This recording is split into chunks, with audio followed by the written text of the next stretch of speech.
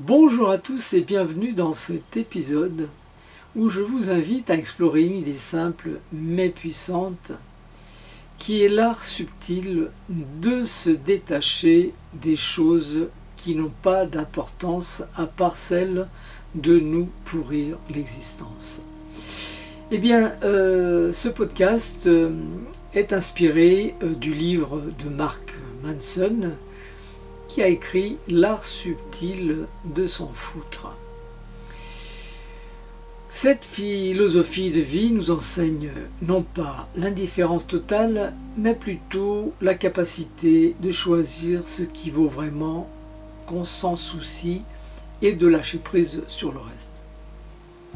Alors on a tous ce super pouvoir étrange, réussir à transformer une petite broutille en une tempête.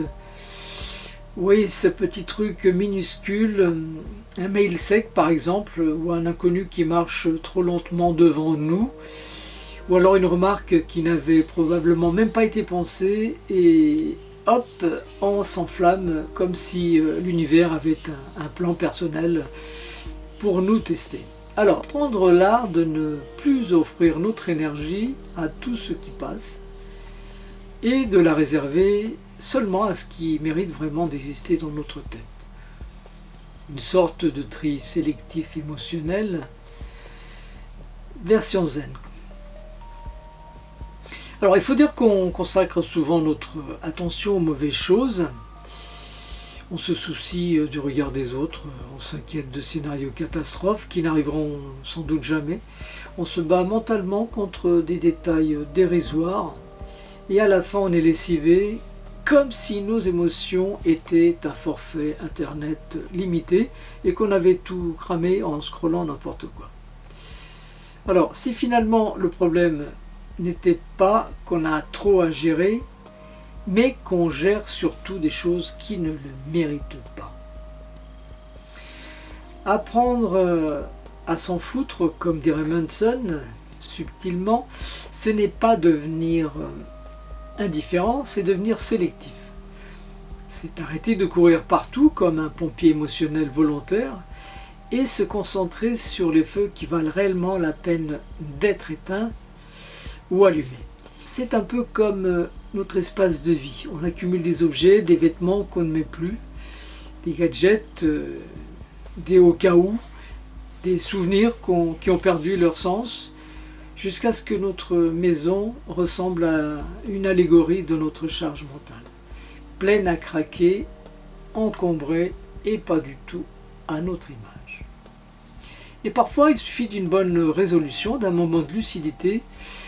Ce moment, on se dit, bon, ça suffit. On ouvre les fenêtres, on vide les placards, on dégage les étagères, et soudain, on respire mieux. Eh bien, mentalement, c'est la même chose. On accumule des préoccupations obsolètes, des attentes qui ne sont plus les nôtres, des peurs héritées, des obligations imaginaires. Ça prend de la place, ça nous étouffe, et pourtant, on garde tout ça comme si c'était précieux. Alors, il suffirait souvent d'un vrai tri, même symbolique, pour libérer de l'espace, pour retrouver une vie où chaque chose, mentale ou matérielle, mérite la place qu'elle occupe. Au fond, la vie n'est qu'une longue série de problèmes. On a beau essayer de les éviter, ils reviennent toujours, souvent déguisés, parfois parfumés, mais toujours bien présents.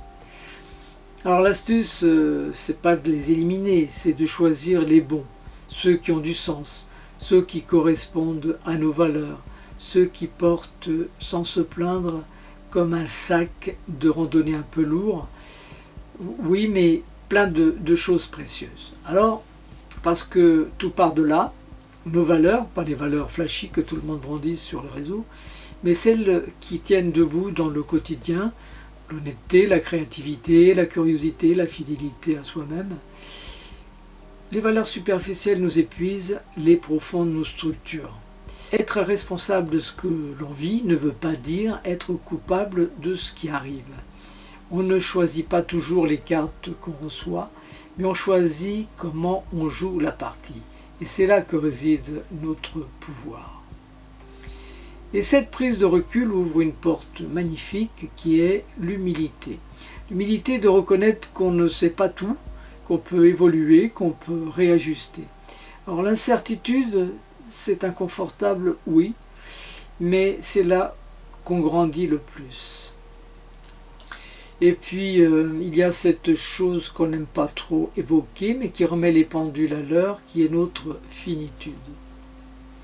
Le simple fait de se rappeler que notre temps ici n'est pas illimité rend soudain certains drames très dispensables. Quand on se rappelle qu'on n'est pas éternel, on devient naturellement plus sélectif, plus vrai, plus attentif à ce qui compte. La conscience de la mort, étrangement, nourrit la vie. Alors finalement, apprendre l'art subtil de s'en foutre, c'est quoi? Ce n'est pas devenir froid, c'est devenir libre. C'est décider que notre attention est un bien précieux et que tout le monde n'a pas le droit d'y mettre les doigts.